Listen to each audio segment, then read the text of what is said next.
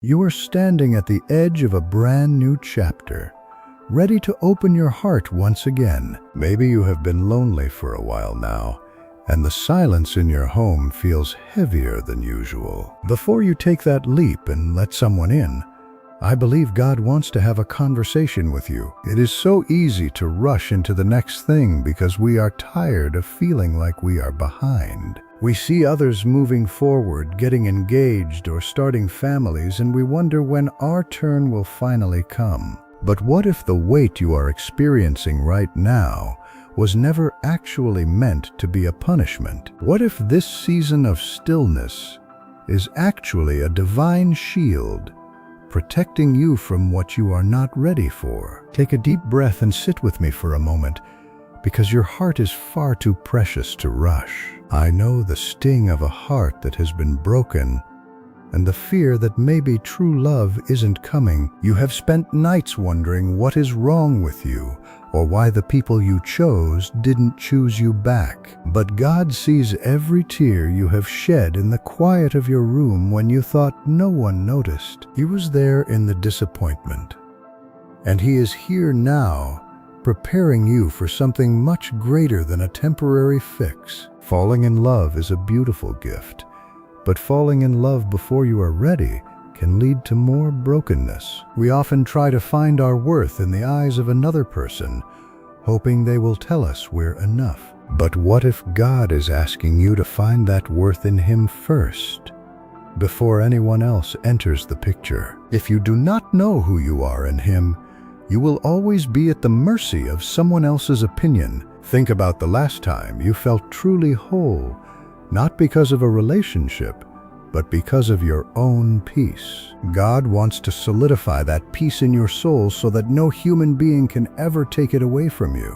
He is calling you to a deeper level of healing that goes beyond just moving on from your past mistakes. Sometimes we carry old baggage into new rooms, expecting a new person to unpack the mess we haven't touched yet. But God is a restorer, and He wants to help you clean out those dusty corners of your heart right now. He wants you to walk into your next relationship with clear eyes and a spirit that is already completely full. Imagine how different your next love will be when you are not looking for someone to save or complete you. When you are already whole, you don't look for a missing piece.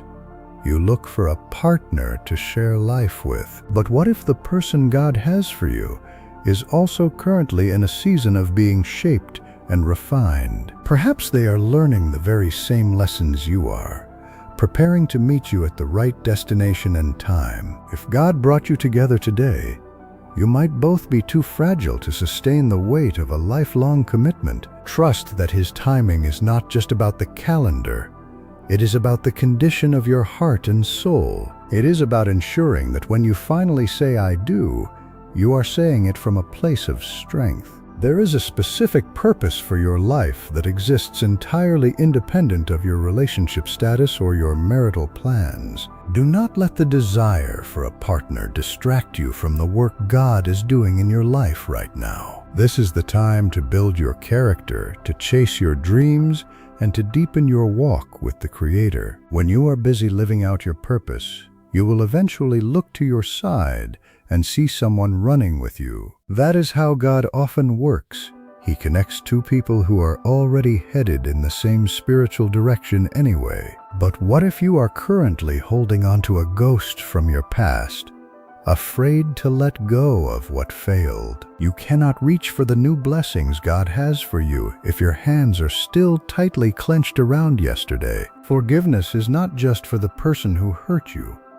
It is the key that unlocks the door to your future. Let go of the what-ifs and the should-have-beens, and trust that God has a much better plan. He is the author of your story, and He never ends a chapter without having something even better already written. I want you to remember that your value is not a reflection of who is or isn't pursuing you today. You were bought with a price, and you are cherished by the One who knit you together in your mother's womb. When you start to believe that truth deep in your bones, your standards for love will naturally begin to change. You will stop settling for crumbs of affection when you realize that God has a feast of love waiting for you. You will no longer feel the need to perform or pretend just to keep someone interested in your life. True love, the kind that God blesses, will feel like coming home after a very long and exhausting journey.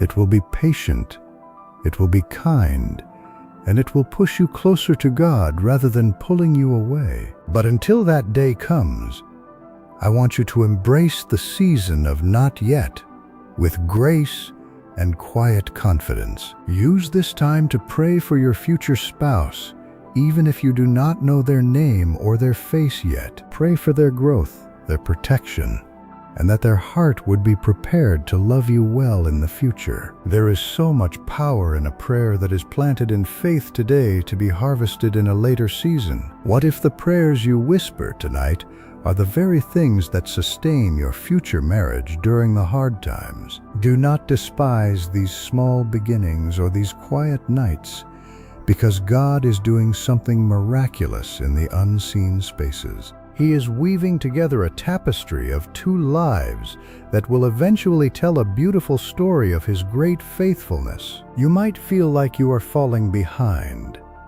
but in God's kingdom you are exactly where you need to be.